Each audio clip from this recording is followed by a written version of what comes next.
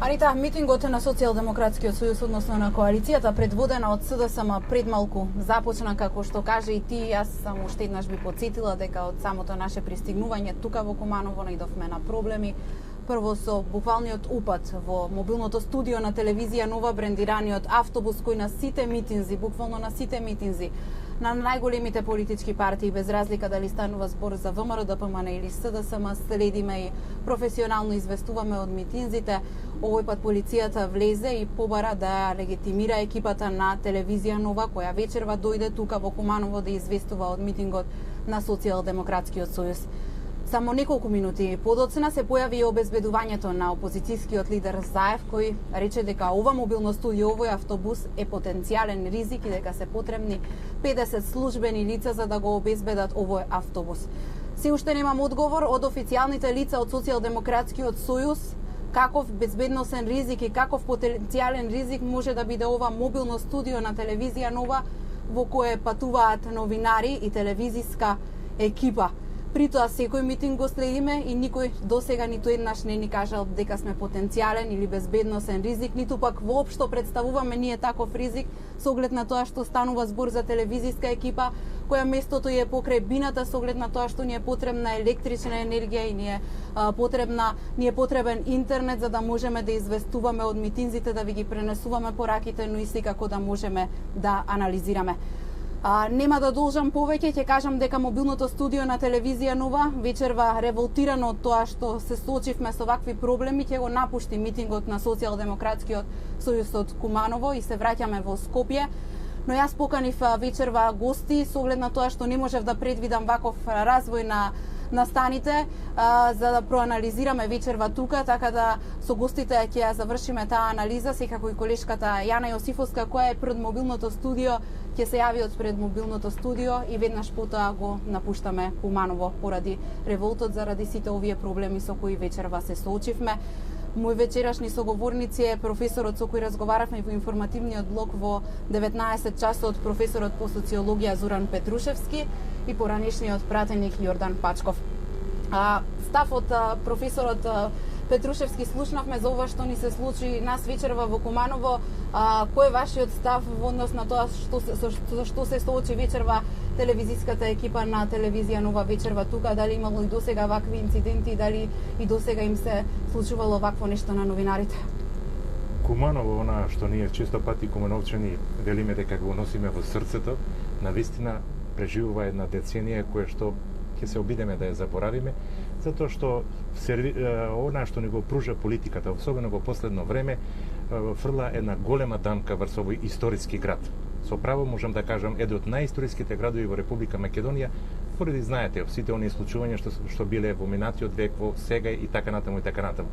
Ова е навистина една дамка и се чувствувам малку непријатно затоа што тоа се случува во мојот роден град, родниот град на мојот татко, на мојот дедо, на фамилијата и така натаму. Вакво нешто на крајот на краиштата, искрено ќе немате погрешно да ме сватите, се занимавав и јас своевремено со новинарство и тоа со истражувачко новинарство и така натаму. Немаме случаи, ние сме гостопримлив народ.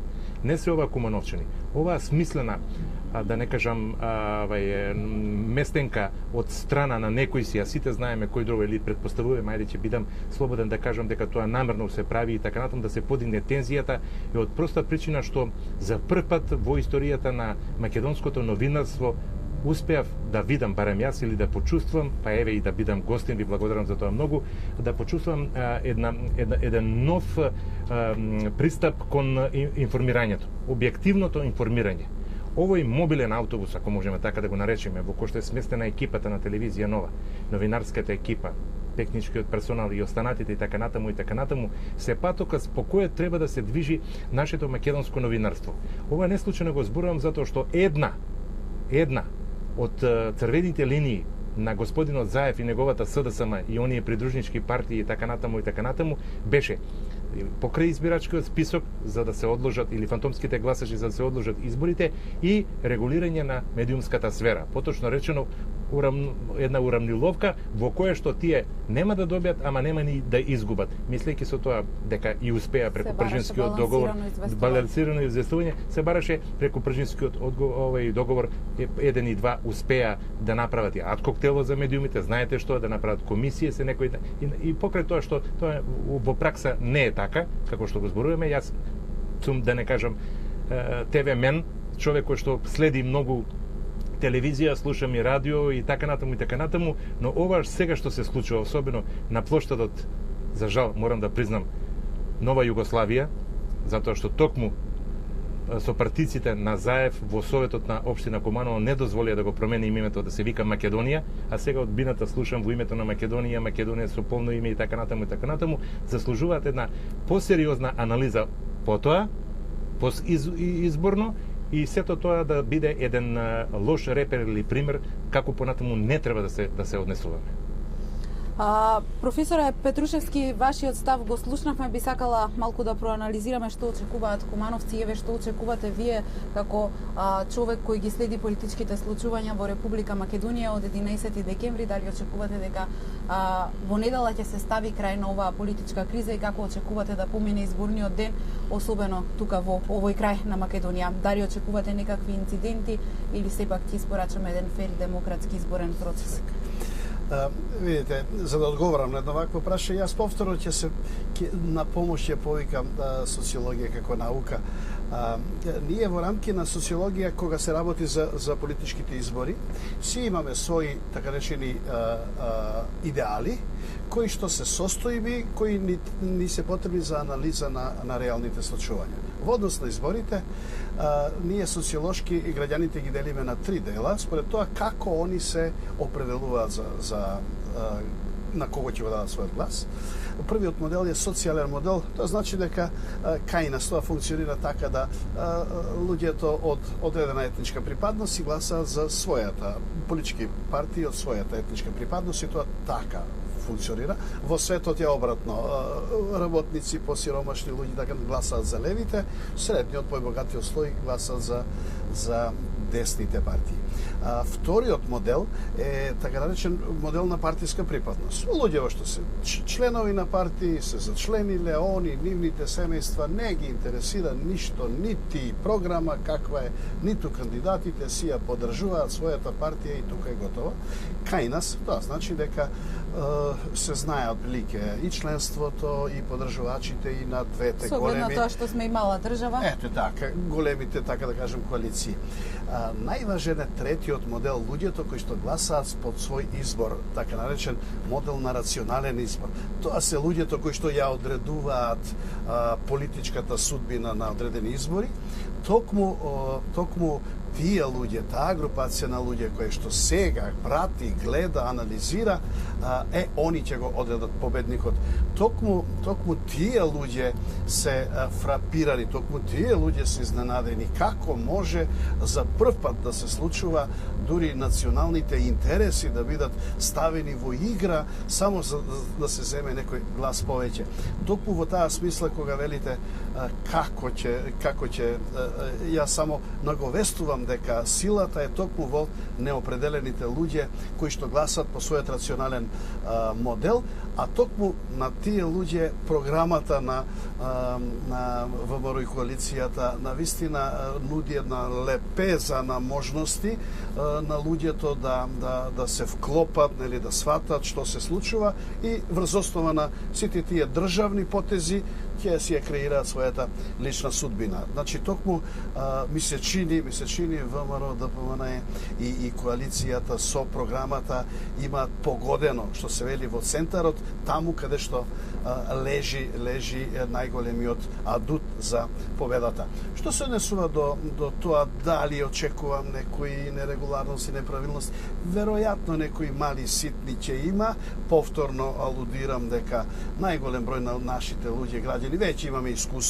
Веќе имаме искуство од овие избори и нема да се дозволи покрај некои ситни инциденти кои веројатно ќе ги има, меѓутоа во принцип, во главнина, овие избори ќе се завршат фер и регуларно и да се надеваме дека веќе во недела, во касните вечерни часови, сите ќе ни олесни, така да се каже, да ја поминеме оваа препрека и што се вели од понеделник, да си простиме едни на други кој што кажал, како кажал и навистина државата да ни тргне напред.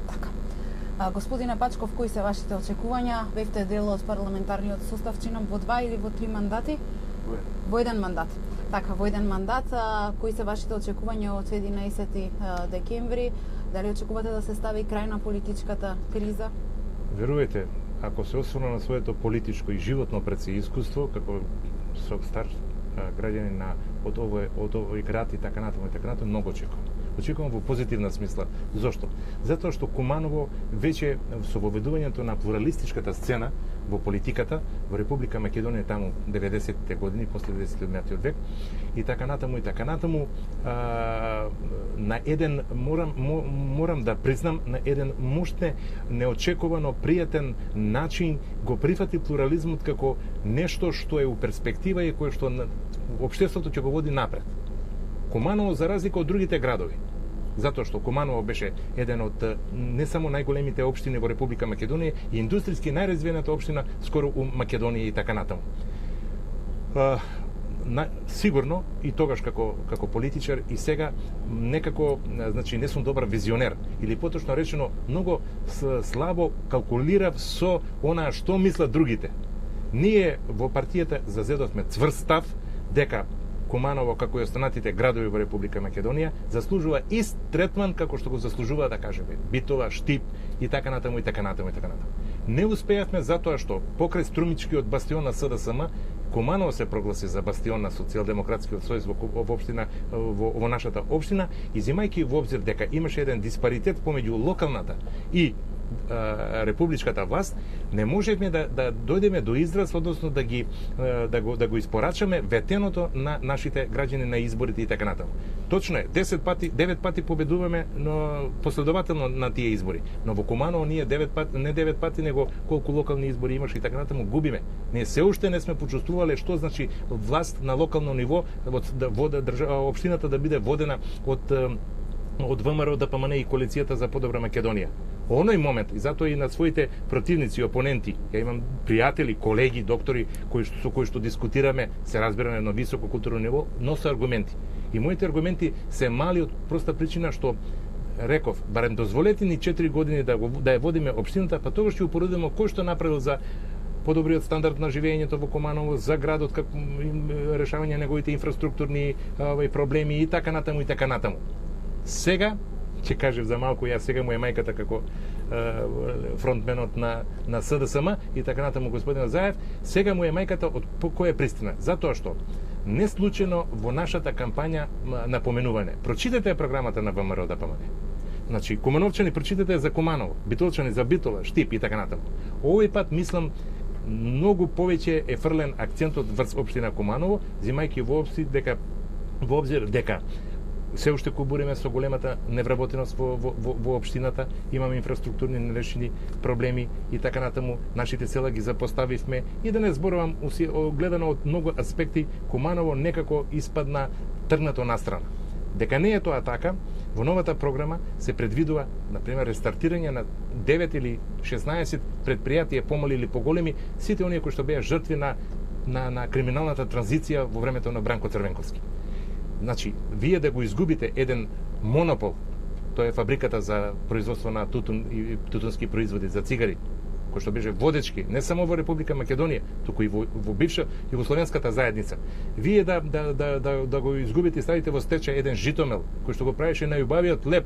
Кумановскиот леб беше далеку признат и познат, дури се мешаше во политиките, во трговските политики, да не кажам, на Жито Лукс од Скопје. Се взимам право да кажам. Една кожарница на Куманово, потоа ова, како се викаше, фабриката за овие пластични работи. Не знам колку се фабрики и тоа гиганти одеднаш згасна. Вие знаете транзицијата во Република Македонија над 650 предпријатија или фабрики, како сакате, индустријски објекти сгасна.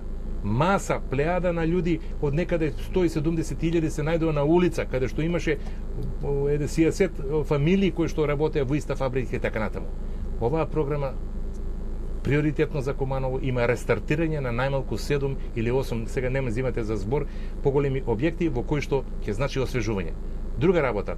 Парадоксално и точно е, кумановци се во право се кога ќе видат дека се отворила индустријска зона во Ранковци. Се отворила индустријска зона. Сега не сакам да ги минимизирам потребите на тие општини и така натаму, а Куманово кој што се наоѓа на раскрсницата на коридорите 8 и 10, на железничкиот сега со поврзување со Албанија, пошто Куманово Билјаковце е направена пругата, одиме понатаму до Поланка и до бугарската граница, ваму доле на Кајлин Албанија и трансверзалата 10, односно влегување во Република Македонија од српската македонската граница према доле до Гевгелија, автопатот и железничкиот транспорт и така натаму, се идеално место да се оправи техничка индустријска развојна зона. Од која причина? Секој од сите гиганти, јас не се разбирам, не сум економист, не сум стопсаственик и така натаму, не се разбирам, ама онаму кај што гледаат најповеќе да уштедат и да заработат, тоа е транспортот.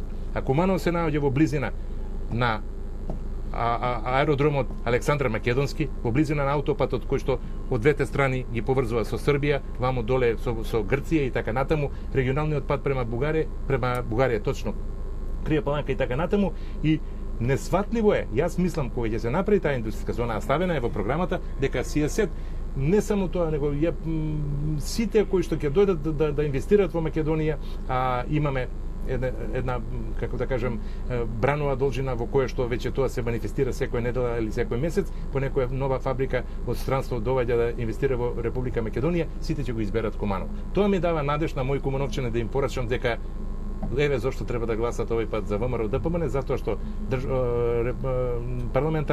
парламентарните избори четврти поред ВМРО не доживеа да го истера целиот мандат. Секогаш им излегуваше пресрет на опозицијата и имаше вонредни избори, па некои мандати како моја траеше по 2 години и така натаму и така натаму. Господа, ви благодарам за овој разговор, што одвоивте време и вечерва бевте дел од мобилното студио на телевизија Нова. Секако овој разговор требаше да го продолжиме во 22 часот. Очекувавме и други соговорници, но поради тоа што екипата на телевизија Нова бевте и сведоци се соочи со проблеми, ние вечерва го напуштаме овој митинг. Анита, тука јас се одјавувам, предлагам да ја вклучиме и колешката Јана Јосифовска која е пред мобилното студио.